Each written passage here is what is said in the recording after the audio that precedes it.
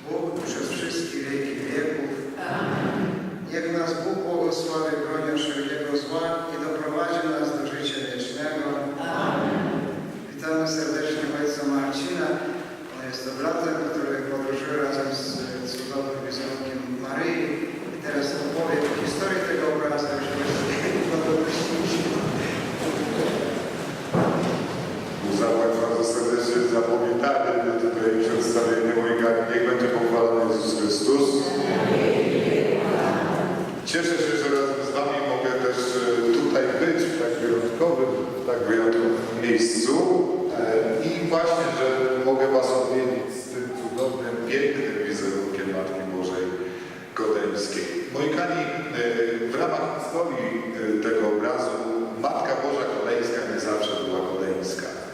Historia tego wizerunku, ona sięga czasów bardzo dawnych, ponieważ to, co możemy zauważyć, jak przyjrzymy się temu pięknemu wizerunkowi, to możemy zobaczyć, że na tym obrazie, a poprawnie trzeba by powiedzieć na tej ikonie, bo to jest ikona Matki Bożej, jest napisana figurka. Jest to figurka Matki Bożej. Moi kochani, dlaczego ona na początku nie była Matką Bożą Kodeńską? Ponieważ wcale z Kodnia nie pochodzi i wcale w Kodniu nie została namalowana. Według legendy, według podania, to święty Łukasz wyrzeźbił figurkę Matki Bożej. Oprócz tego, że Łukaszowi świętemu przypisuje się napisanie ikony jasnogórskiej, ikony Matki Bożej Częstochowskiej, to przypisuje się również świętemu Łukaszowi autorstwo figury Matki Bożej. I ta figura według podania została w VI wieku ofiarowana w Konstantynopolu Michałowi Grzegorzowi, który zabrał ją ze sobą z powrotem, był delegatem papieża właśnie do Konstantynopola, miał tam się udać, też porozumiewać się z tym Kościołem Wschodnim, jeszcze wówczas niepodzielonym, i cesarz ofiarował mu tę figurkę, która według legendy, według podania była wykonana przez świętego Łukasza. Grzegorz zabiera figurkę ze sobą, a po jakimś czasie zostaje wybrany na papieża i zostaje Grzegorzem Wielkim. Na wieść o chorobie swojego przyjaciela daje zadanie malarzowi, żeby tę figurkę umieścił na obrazie, na ikonie, a figurkę Matki Bożej, która słynie łaskami, przekazał swojemu przyjacielowi do Hiszpanii, do Sewilli, tam, żeby on mógł przed nią się modlić i prosić o cud uzdrowienia. A sam dla siebie do swojej kaplicy zostawił obraz, który przedstawia tę figurę Matki Bożej. I oczywiście figurka jest o wiele mniejsza niż ten wizerunek, bo wizerunek Matki Bożej Kodeńskiej, który tutaj możemy zobaczyć, to jest wierna kopia Matki Bożej, wierna kopia obrazu ikony kodeńskiej, ma wielkość 2,22 cm, więc możemy zobaczyć, że Matka Boża jest rzeczywiście bardzo duża, namalowana jest największy koronowany obraz Matki Bożej w Polsce. Wracając do historii, to wizerunek Matki Bożej, obraz Matki Bożej został umieszczony na początku w Bazylice Matki Bożej Większej w Rzymie, a potem dopiero w 1313 roku, dopiero później został przeniesiony do Bazyliki na Watykan. 1313 rok jest o tyle szczególny, że właśnie ta figurka, o której wspominałem wcześniej, która jest na tym wizerunku namalowana, ona gdzieś tam w VIII wieku zaginęła, kiedy już na Hiszpanię zaczęły się najazdy arabskie. Wtedy obawie przed tym, żeby ta figurka nie została zniszczona, żeby ta figurka nie zginęła, gdzieś ją ukryto, nie można było jej znaleźć. Dopiero w 1313 roku udało się odnaleźć tę figurkę za sprawą cudownych zjawisk, którymi Pan Bóg się posłużył, żeby można było tę figurkę Matki Bożej odszukać. I w 1313 roku zostaje odnaleziona nad rzeką Guadalupe. Później wokół tego miejsca, gdzie powstaje miejsce kultu, założona zostaje posada, która od nazwy rzeki przejmuje nazwę Guadalupe. I oczywiście jak my słyszymy Guadalupe, to myślimy zaraz o Meksyku, bo tam też jest Guadalupe, ale to Guadalupe meksykańskie jest późniejsze. I oczywiście objawienia Matki Bożej tam w tym meksykańskim Guadalupe są wiele późniejsze. Co prawda też piękny wizerunek Matka Boża zostawia tam, ale pierwsze Guadalupe jest to Guadalupe hiszpańskie, tam gdzie odnaleziono figurkę.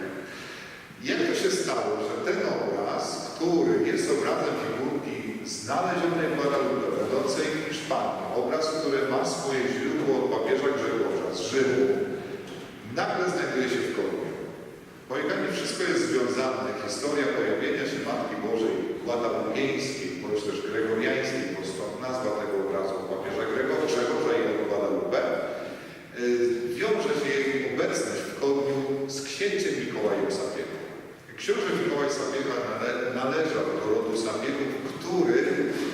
Swoje ziemię rodzinne miał w Kołku. Tam mieli swój zamek, tam mieli swoje posiadłości. To była ich rodzinna miejscowość.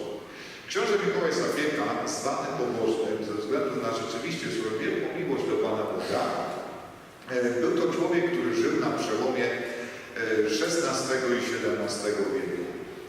Był to człowiek bardzo życzliwy wobec swoich poddanych, bardzo głęboko wierzący. Postanowił swoim poddanym wybudować kościół. Nazwał go kościołem świętej Anny, czy prosił o to, żeby nadano taką nazwę, ponieważ jego żona była Anna i poprosił, żeby patronka jego żony była patronką kościoła parafialnego. Wcześniej był kościół, a w zasadzie cerkiew zamkowa w Kotniu, ale był to kościół bardzo mały, gdzie ludzie nie mogli się, wszyscy ludzie żyjący w Kotniu, wierzący w Pana Boga, nie mogli się pomieścić na liturgii, więc była potrzeba wybudowania kościoła większego. Gdy zaczęła się budowa tego kościoła, książę Mikołaj Sapiega bardzo ciężko zachorował. Niektórzy mówią, że zachorował na depresję, ale była to choroba tak zaawansowana, że bano się o jego życie. Z każdym dniem stawał się coraz słabszy, coraz mizerniejszy. Był człowiekiem, który też sporo przeszedł przez swoje życie. Był też człowiekiem, który był żołnierzem, walczył w obronie Rzeczpospolitej. Widząc dramat wojny, widząc nieszczęścia, widząc tragedię, śmierć swoich przyjaciół, kalectwo, mówią niektórzy, że właśnie to podłamało jego ducha. Jego żona, zatroskana o jego życie, martwiąca się tym, że z Mikołajem dzieje się coraz gorzej, poleca mu, żeby ten udał się do Rzymu na pielgrzymkę i żeby tam prosił Pana Boga o cud uzdrowienia. W 1631 roku Mikołaj udaje się do Rzymu i tam zostaje przyjęty na audiencję przez papieża Urbana VIII. Papież Urban z nim rozmawia o sprawach Polski, o sprawach polskiego kościoła, ale widzi też, że Mikołaj jest w bardzo złym stanie zdrowia. Zaprasza go do siebie, do swojej prywatnej kaplicy na mszę świętą. I w tej to papieskiej prywatnej kaplicy, gdzie papież Urban odprawia mszę świętą, znajduje się wizerunek Matki Bożej Guadelupieńskiej. Kiedy msza święta, kiedy Mikołaj przeżywa mszę świętą, wpatruje się w oblicze Matki Bożej i prosi ją o cud, prosi ją o uzdrowienie. I w trakcie trwania Eucharystii, Maryja nie czeka długo na to, żeby cuda czynić. I w trakcie trwania Eucharystii Maryja wyprasza Mikołajowi Sapiesze łaskę uzdrowienia. Mikołaj, czując, że jest zdrowy, bo już w czasie mszy świętej odczuł tę łaskę, w czasie mszy świętej już zobaczył, że nagle uzyskał zdrowie, prosi Ojca Świętego o to, żeby mu ten wizerunek ofiarował. Proponuje dużą kwotę pieniędzy, że złoży na ofiarę papieżowi właśnie po to, żeby móc zabrać ze sobą obraz swojej uzdrowicieli, tej, którą tak bardzo pokochał, której zawierzył i która wyprosiła mu łaskę uratowania zdrowia. Papież się nie zgadza, proponuje Mikołajowi, że da mu kopię tego wizerunku, ale Mikołaj nie chce kopii, on chce oryginał, bo właśnie przed tym obrazem został uzdrowiony, to on chce tylko ten obraz. Papież trochę czuje się urażony, że Mikołaj tak go potraktował, że nie skorzystał z tej propozycji nawet zrobienia kopii, więc mówi Mikołajowi, że nie dostanie tego obrazu. A Mikołaj, jako człowiek, który jeśli coś postanowił, to doprowadzał to zawsze do końca, stwierdził, że jeśli nie może w uczciwy sposób tego obrazu dostać od papieża, no to zrobi to w sposób nieuczciwy. I przekupuje zakrystianina papieskiego i wykradają, wycinają ten obraz z ramy w ołtarzu tej kaplicy i wykradają.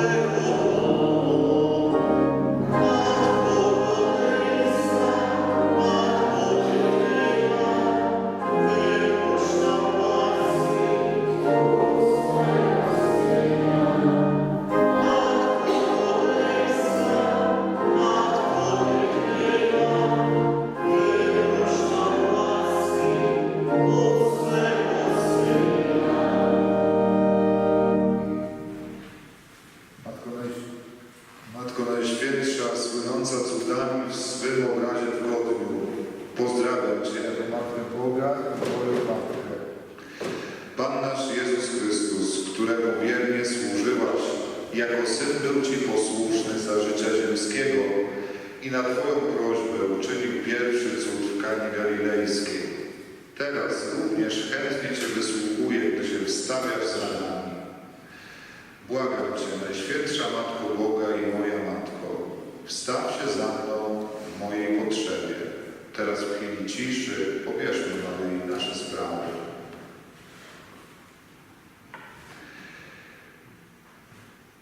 Proś Jezusa, bo On Tobie nie odmawia, o cokolwiek Go poprosisz. A przede wszystkim wyjednaj mi u swego Syna tę łaskę, o którą Cię proszę, dla Jego chwały i zbawienia mojej duszy. Amen.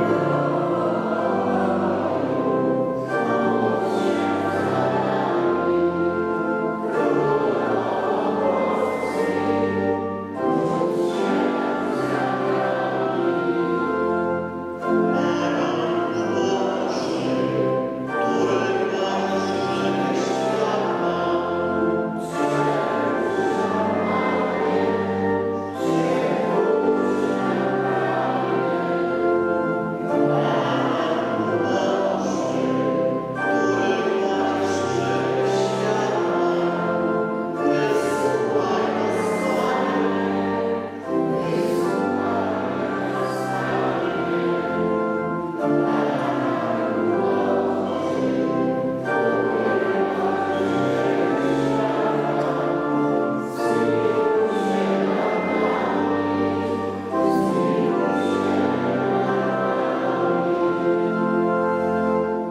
się za nami, święta Boża Rodzicielko Twoja.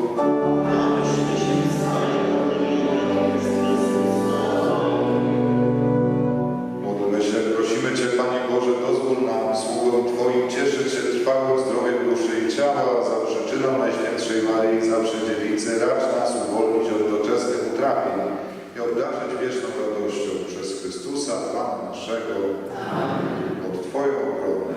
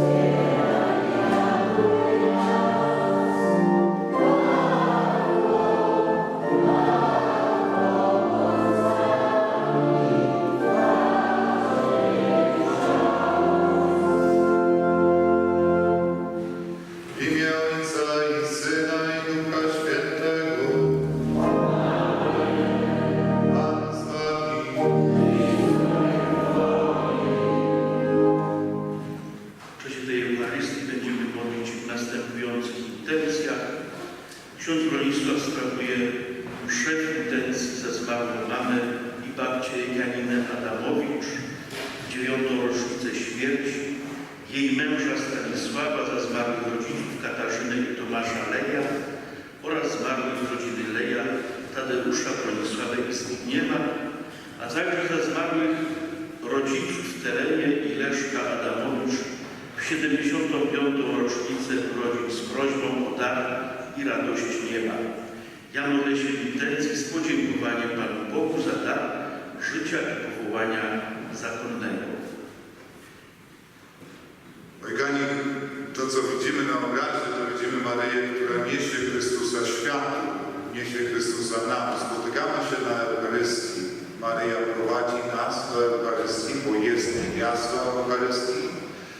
To ona jest tą, która uczy nas życia w komunii z Panem Bogiem. Jest tą, która daje nam Chrystusa. Jest tą też, która do Chrystusa nas chce prowadzić. Bo Maryja nie zatrzymuje nigdy ludzi na sobie, choć oczywiście cieszy się z tego, że my ją bardzo kochamy, ale zawsze będzie nas prowadziła do Chrystusa. Zawsze nas będzie prowadziła do Boga. Ona jest mamą Syna Bożego, ale także naszą mamą, która troszczy się o to, abyśmy jak najbardziej Pana Boga, jak najbliżej Pana Boga w życiu byli. Tu na tym świecie nie ma innej okazji, żeby być tak blisko Pana Boga jak Eucharystia. Większej okazji już nie będziemy mieli, żeby do Pana Boga się zbliżyć, bo to tutaj możemy przyjąć Komunię Świętą. Tu możemy otworzyć się na działanie Jego Słowa w nas, doświadczyć Jego bliskości i mocy. I tak jak na weselu w Kanie Galilejskiej, o którym za chwilę usłyszymy, tak i tutaj Maryja prowadzi nas do Chrystusa i mówi: zróbcie wszystko, cokolwiek Wam powie. W patrzeniu w Maryję, przeżywając ten czas spotkania z Panem Bogiem, przeprośmy na początku za wszystko to, co nie pozwala nam otworzyć naszych serc na Jego działanie, Jego łaskę, za każdy nasz grzech. Spowiadam się. Alleluja, alleluja, alleluja.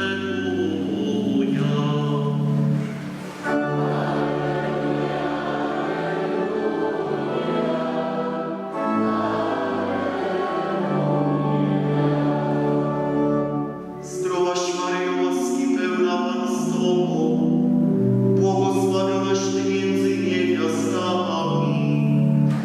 Alleluja,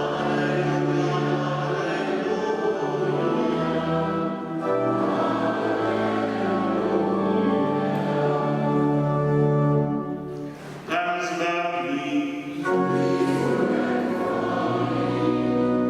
Słowo Ewangelii według świętego Jana.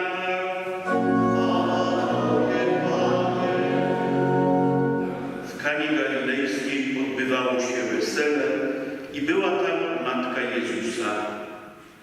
Zaproszono na to wesele także Jezusa i Jego uczniów. A kiedy zabrakło wina, matka Jezusa mówi do Niego: nie mają już wina. Jezus jej odpowiedział: czyż to moja lub Twoja sprawa, niewiasto? Jeszcze nie nadeszła godzina moja. Wtedy matka jego powiedziała do sług: zróbcie wszystko, cokolwiek wam powie. Stało zaś za 6 stąpni kamiennych, przeznaczonych do żydowskich oczyszczeń, z których każda mogła pomieścić 2 lub 3 miary. Rzekł do nich Jezus: napełnijcie stąpie wodą. I napełnili je aż po brzegi. Potem do nich powiedział: zaczerpnijcie teraz i zanieście staroście weselnemu. Ci zaś zanieśli. A gdy starosta weselny skosztował wody, która stała się winem i nie wiedział, skąd ono pochodzi, ale słudzy, którzy czerpali wodę, wiedzieli, przywołał Pana Młodego i powiedział do niego: każdy człowiek stawia najpierw dobre wino, a gdy się napiją, wówczas gorsze. Ty zachowałeś dobre wino aż do tej pory. Taki to początek znaków uczynił Jezus w Kanie Galilejskiej. Objawił swoją chwałę i uwierzyli w Niego Jego uczniowie. Oto słowo Pańskie.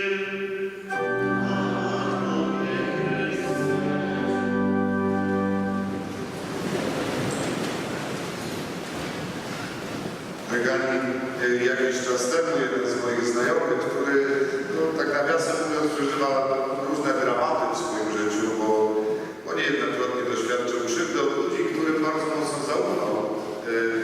W takim momencie, kiedy znowu gdzieś tam doświadczył zranienia, napisał do mnie, czy zadzwonił wtedy i tak żeśmy gadali i mówi do mnie takie słowa: nie warto być dobrym. Dlaczego, po co ja w ogóle byłem dla tych ludzi dobry? Wtedy zadałem pytanie, mówię, a to co, wolałeś być zły? I moi kochani, właśnie to jest to. Prawda o nas jako chrześcijanach to jest właśnie to. My mamy być dobrzy bezwarunkowo. Mamy być dobrzy nie dlatego, że inni ludzie są dobrzy dla nas, bo nie zawsze tak będzie. Czasami doświadczymy niesprawiedliwości, doświadczymy niewdzięczności, ale to nie znaczy, że my mamy stawać się źli. Kiedy patrzymy na Maryję, to widzimy Maryję, która jest dobra, zawsze. Maryja, która jest dobra, Maryja, która jest kochająca, Maryja, która służy człowiekowi, służy różnym ludziom. Przed chwilą usłyszeliśmy ten piękny fragment o pierwszym cudzie Pana Jezusa, cudzie Jego publicznej działalności. Jest to fragment, który jest czytany w różnych sanktuariach maryjnych na całym świecie. Podejrzewam, że gdziekolwiek jest jakieś sanktuarium maryjne, to ta Ewangelia właśnie w Kanie Galilejskiej jest odczytywana. Również u nas w Togu jest to Ewangelia, którą bardzo często się czyta, szczególnie kiedy pielgrzymi przyjeżdżają, bo mówi ona o dobroci Maryi. Zobaczcie, na weselu w Kanie Galilejskiej ci młodzi ludzie stanęli przed wielkim dramatem swojego życia. Nam oczywiście, kiedy sobie o tym pomyślimy, to możemy się zacząć zastanawiać, co takiego złego by się stało, jakby tego wina zabrakło i Jezus by cudu nie zrobił, czy to byłaby rzeczywiście taka wielka tragedia. No to przecież chyba nie jest koniec świata. Moi kochani, no dla nas absolutnie nie. Bo w naszych czasach, jeśli gdzieś zabraknie wina na weselu, oj daj Boże, żeby ludzie wino pili na weselu. Ale jak zabraknie wina, czy jakiegoś innego trunku, to wiadomo, można to wszystko w miarę sprawnie zorganizować. Ale wtedy w tamtych warunkach to nie było takie proste. Mało tego, jeśli zabrakło wina na weselu, to wesele zazwyczaj trwało około tygodnia, jeśli zabrakło w którymś momencie wina, to był znak dla ludzi, że ci młodzi, którzy się pobrali, są jeszcze niedojrzali do zawarcia małżeństwa. Bo są nieodpowiedzialni. Bo jeśli oni nie potrafią sobie poradzić ze zorganizowaniem wina na wesele, nie potrafią tego zaplanować, nie potrafią tego wszystkiego przyszykować w odpowiedniej ilości, to nie będą w stanie być odpowiedzialni za założoną rodzinę, nie są na tyle odpowiedzialni, żeby żyć ze sobą w małżeństwie, nie powinno im się dawać tej możliwości do zawarcia ślubu, bo w tej rodzinie, jak przyjdą dzieci na świat, to oni tym się nie będą w stanie zająć, tymi dziećmi nie będą w stanie się zająć, nie będą w stanie wytrzymać. I jeśli taka sytuacja miała miejsce, że brakowało wina na weselu, to był to straszny wstyd dla pary młodej. I moi kochani, co się dzieje? W Kanie Galilejskiej na to wesele, na które zaproszony jest Jezus, są pierwsi Jego uczniowie, jest zaproszona Maryja. Okazuje się, że tego wina braknie. Co prawda para młoda nawet nie była tego świadoma, bo oni nie wiedzieli, że tego wina zabrakło, oni nie byli odpowiedzialni w czasie całej uczty za to, żeby to wino rozlewać gościom. Byli do tego przeznaczeni odpowiedni służący, odpowiedni ludzie, którzy zajmowali się rozlewaniem wina. I oni jako pierwsi widzą, że wino się skończyło. Zobaczcie, do kogo oni idą. Tak, kiedy rozważam tę Ewangelię, zastanawiam się, jak niezwykłą osobą jest Maryja. Popatrzcie, Jezus jeszcze wtedy nie rozpoczął swojej publicznej działalności. Nikt nie wie, że On potrafi czynić cuda. Nikt tego nie wie. Nikt go jeszcze z tej strony nie zna. Ludzie mają go za syna cieśli, syna Maryi. No jest porządny chłop, ale nic specjalnego, nikt wyjątkowy w opinii ludzkiej. Ale ci słudzy, kiedy przeżywają ten problem i wiedzą, że sobie z nim samym nie poradzą, wiedzą, że mogą iść do Maryi. Wiedzą, że mogą iść do Maryi. Jak ona musi być osobą, po pierwsze, godną zaufania. Oni wiedzą, że jak do niej przyjdą, to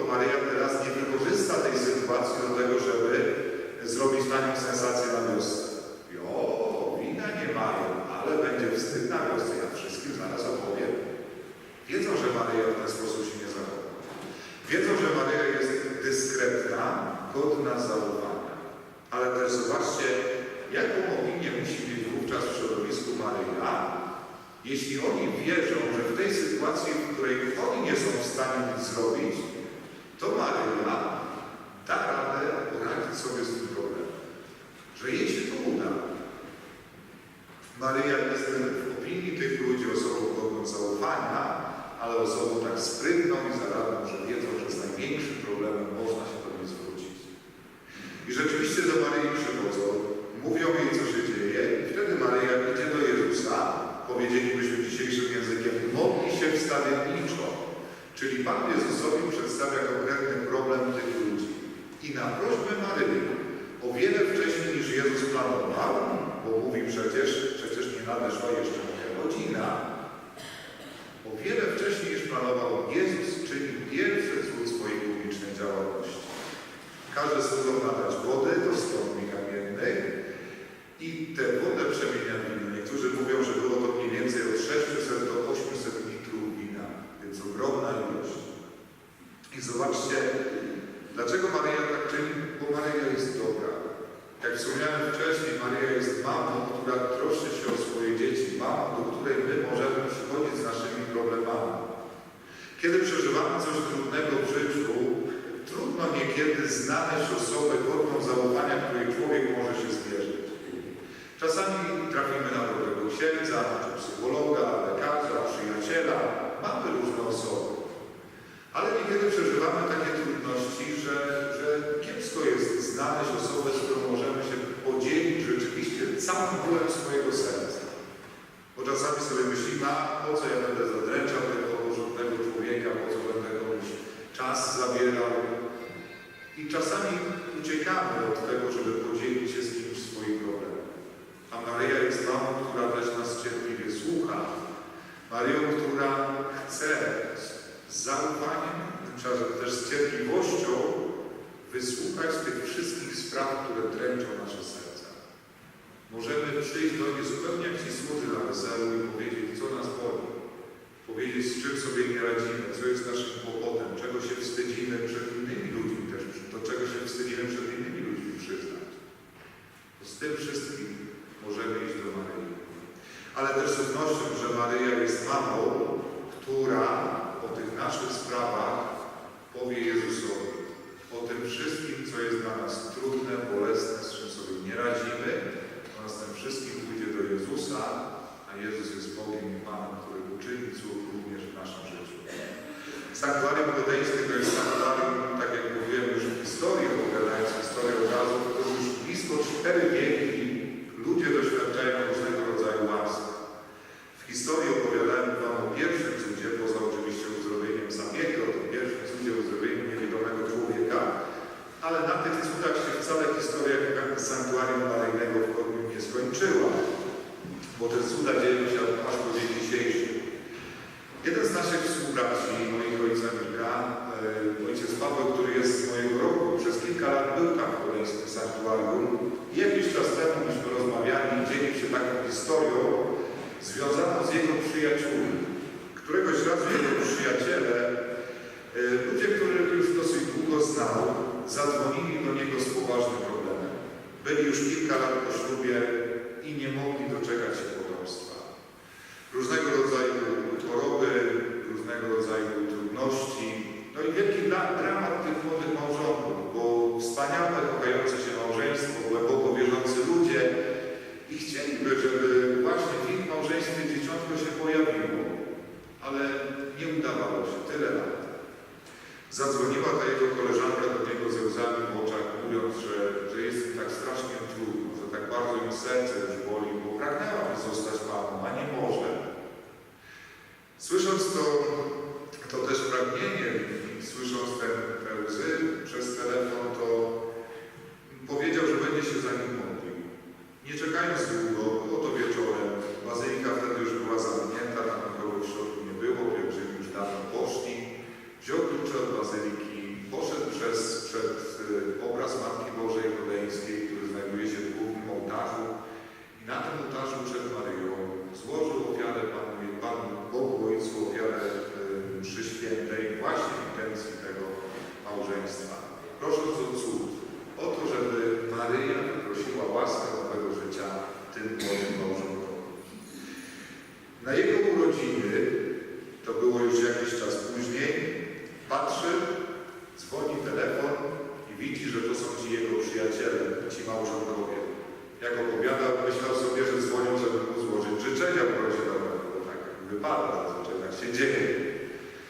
go odebrał, już się szykował na odbieranie życzeń, a tu się okazuje, że ta jego przyjaciółka dzwoni do niego z radosną nowiną. I słuchaj, dzisiaj na świat przyszła nasza córeczka. Pamiętasz, jak dzwoniliśmy do Ciebie 9 miesięcy temu? Pan Bóg wysłuchał Twoich próśb.